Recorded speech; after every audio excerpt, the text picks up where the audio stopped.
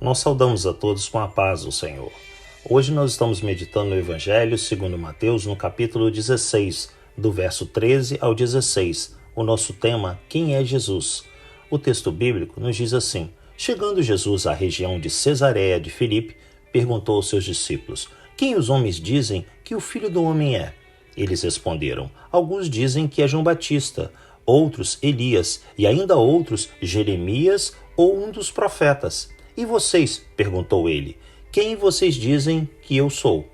Simão Pedro respondeu: tu és o Cristo, o Filho do Deus vivo.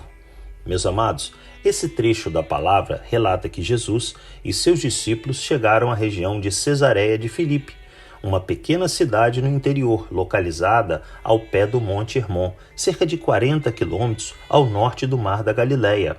Ela ficava em um território com muitos templos que cultuavam ao antigo deus sírio Baal e tinha sido chamada originalmente de Pânio ou Panéias, por causa de uma caverna nos seus arredores dedicada a um deus da natureza conhecido como Pan.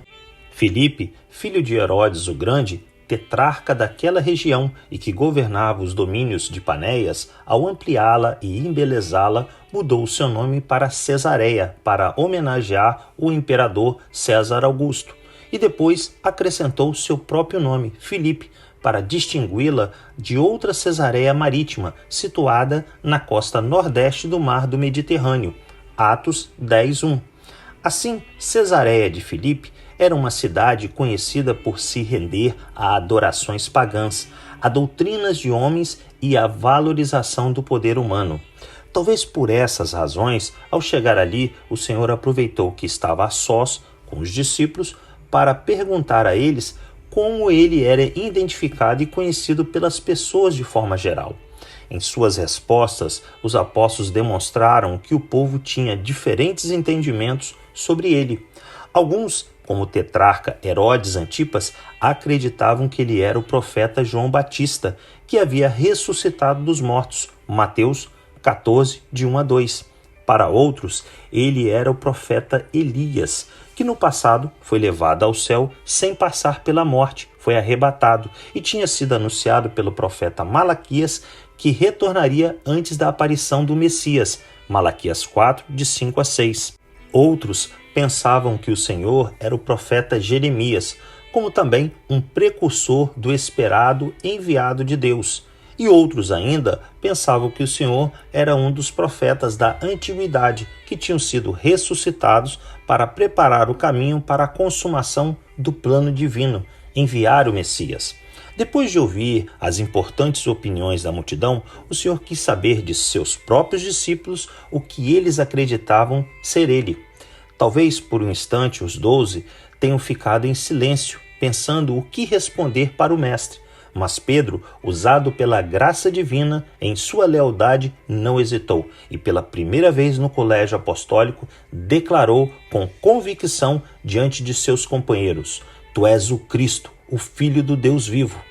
Uma confissão pública de que Jesus era o Cristo, o ungido e enviado de Deus, e ao mesmo tempo o Filho do Deus vivo, ou seja, ele é igual e da mesma natureza que o Pai Celeste. As opiniões populares descritas pelos apóstolos não desmereceram ao Senhor em nada. Pelo contrário, elas retrataram que era grande a sua reputação e estima entre os seus contemporâneos. Porém, nenhuma delas o considerou como Cristo, o enviado do Deus Altíssimo, tampouco como Filho de Deus. A identidade de Jesus só foi divinamente revelada para os seus seguidores, aqueles que se relacionavam com ele diariamente.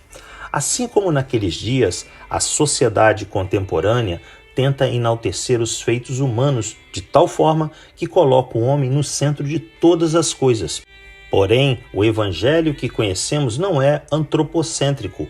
O anúncio do reino de Deus é cristocêntrico. Jesus é o centro. Ele é o alfa e o ômega, o início e o fim de todas as coisas. Apocalipse 1, verso 8.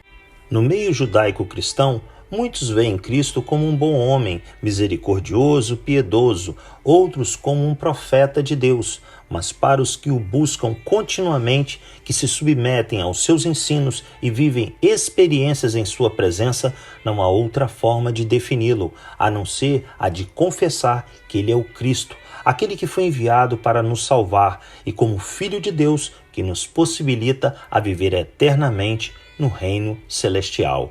Que Deus nos abençoe em mais esse dia de meditar na sua palavra.